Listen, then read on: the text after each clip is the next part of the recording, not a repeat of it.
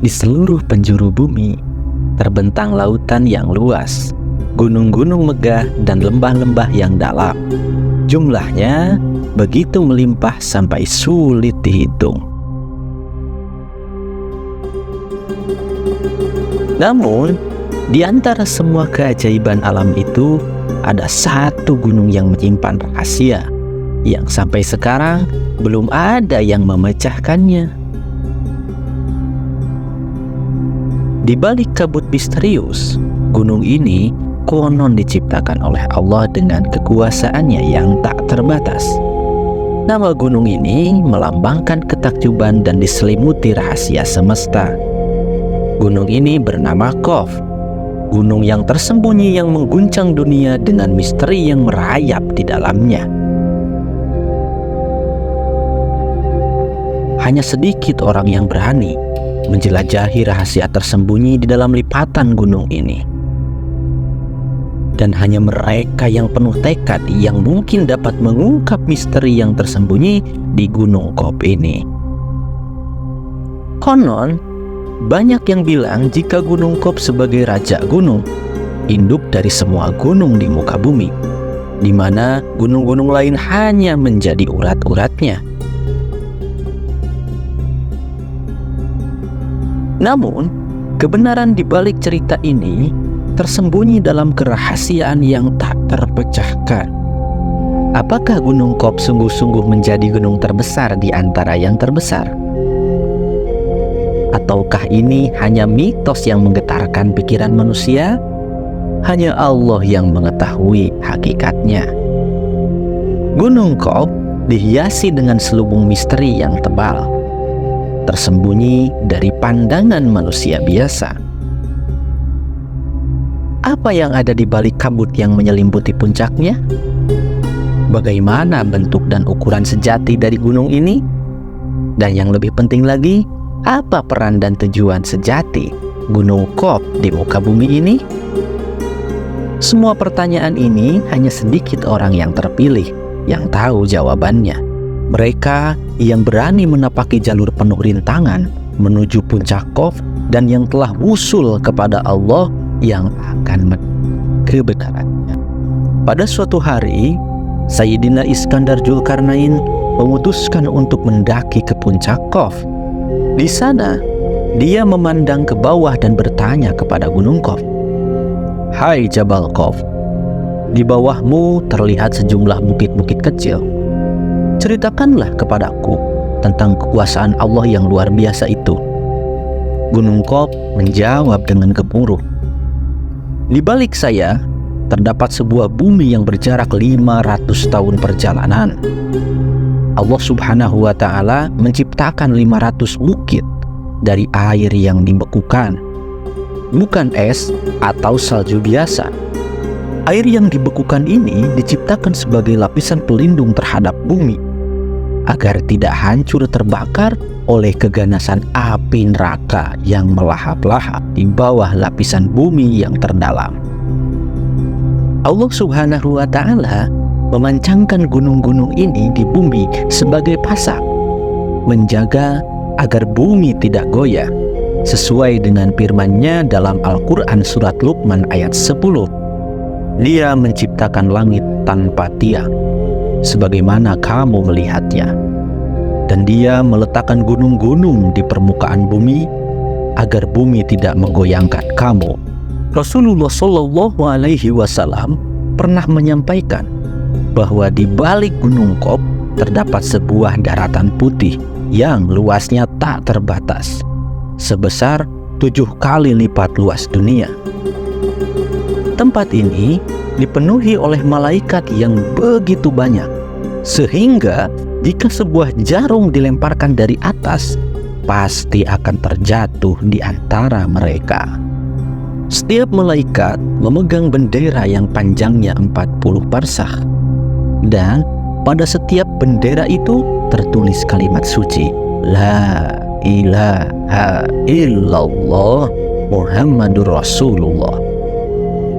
Setiap Jumat malam, mereka berkumpul di sekitar gunung itu, merendahkan diri kepada Allah Subhanahu wa Ta'ala, memohon keselamatan bagi umat Nabi Muhammad Sallallahu Alaihi Wasallam. Ketika fajar subuh tiba, mereka berdoa dengan suara yang penuh tangis dan haru. Ya Allah, inilah orang-orang yang mandi pada hari Jumat dan yang menghadiri sholat Jumat. Mendengar doa mereka, Allah Subhanahu wa Ta'ala berfirman, "Hai malaikatku, apa yang kalian kehendaki?" Mereka menjawab, "Kami berharap Engkau mengampuni dosa umat Nabi Muhammad Sallallahu Alaihi Wasallam." Lalu Allah Subhanahu wa Ta'ala berfirman, "Aku telah mengampuni mereka." Pada suatu waktu, Sayyidina Abdullah bin Salam bertanya kepada Nabiullah Muhammad Sallallahu Alaihi Wasallam, "Wahai Rasulullah, dengan apa bumi ini bisa tenang?" Nabi Muhammad Sallallahu Alaihi Wasallam menjawab, "Bumi ini ditopang oleh beberapa gunung. Yang pertama adalah Gunung Qaf, yang terbuat dari jamrud hijau yang warnanya mempengaruhi warna langit biru yang kita lihat." Kemudian Abdullah bin Salam bertanya lagi, "Apa yang membuat gunung-gunung itu kokoh?" Nabiullah Muhammad Sallallahu Alaihi Wasallam menjawab dengan sangat mantap, "Gunung Qaf." Gunung Qaf ini mencapai ketinggian 500 tahun perjalanan dari permukaan bumi ke langit dunia. Tidak puas dengan jawaban tersebut, Abdullah bin Salam melanjutkan, "Berapa jarak antara perjalanan dari utara ke selatan dan dari barat ke timur, serta dari titik tengah untuk menuju Gunung Qaf?"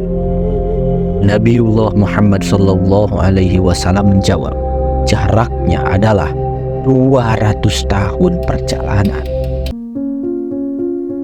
Lalu pertanyaan pun beralih pada penghuni bumi yang memiliki lapisan-lapisan. Abdullah bin Salam bertanya, "Siapa penghuni dari ketujuh lapisan itu?" Nabi Muhammad Sallallahu Alaihi Wasallam menjelaskan, "Penghuni lapisan ketujuh adalah para malaikat. Lapisan keenam ditempati oleh iblis beserta bala tentaranya. Lapisan kelima dihuni oleh setan. Lapisan keempat adalah tempat tinggal ular.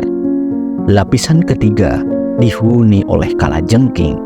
Lapisan kedua ditempati oleh jin. Dan lapisan pertama adalah tempat tinggal manusia." Gunung Qaf adalah daerah yang sangat luas, tempat para waliullah dari golongan rijalullah tinggal.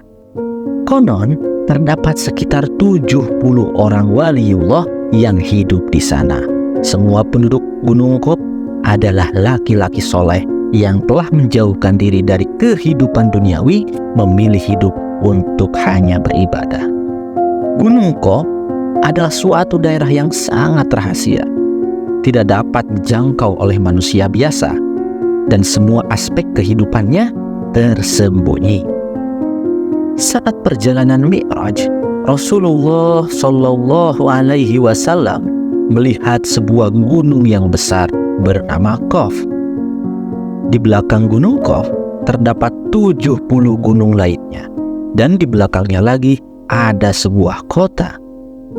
Di antara penduduk kota tersebut terdapat makhluk dari keturunan Bani Adam. Saat Rasulullah Shallallahu Alaihi Wasallam tiba di sana, penduduk kota tersebut dengan cepat memberikan salam. Mereka sangat kagum kepada Rasulullah hingga menyatakan keimanannya. Ternyata mereka adalah keturunan Bani Israel yang hidup setelah Nabi Musa alaihi salam diutus oleh Allah Subhanahu wa Ta'ala. Namun, setelah wafatnya Nabi Musa, terjadi kerusuhan dan perpecahan di kalangan Bani Israel. Hal ini menyebabkan bencana yang sangat dahsyat, di mana tidak kurang dari 43 nabi terbunuh. Masyarakat menjadi bingung dan tidak tahu mana yang benar dan mana yang salah. Setelah periode tersebut, kekacauan merajalela di masyarakat sulit diatasi. Mereka lalu berdoa kepada Allah untuk menyelamatkan keimanannya. Tak lama setelah mereka berdoa, hamparan tanah di depan mereka tiba-tiba terbuka lebar. Tubuh mereka terperosok ke dalam tanah dan tinggal di sana. Setelah itu mereka keluar dari tempat tersebut dan bertemu dengan Rasulullah SAW yang sedang mi'raj. Nabi Musa alaihissalam telah memberikan pesan, jika mereka menemui Nabi Muhammad SAW di akhir zaman, mereka harus menyampaikan salam darinya dan meminta pengajaran mengenai Al-Quran, sholat, puasa, dan hukum-hukum lainnya. Rasulullah SAW lalu bertanya bagaimana kehidupan mereka. Mereka menjelaskan bahwa pintu rumah-rumah di tempat itu selalu terbuka siang dan malam karena mereka hidup sangat aman. Rumah-rumah di sana tertata rapi dalam tipe yang sama, namun kekayaan dunia tidak membuat mereka serakah. Masjid mereka terpisah dari perumahan agar pahala beribadah di masjid menjadi lebih besar. Mereka memiliki binatang ternak, tetapi mereka menyerahkan semuanya kepada Allah hingga mereka butuh. Mereka tidak sering tertawa, karena hal itu bisa membuat hati tergelincir di jalan yang buruk.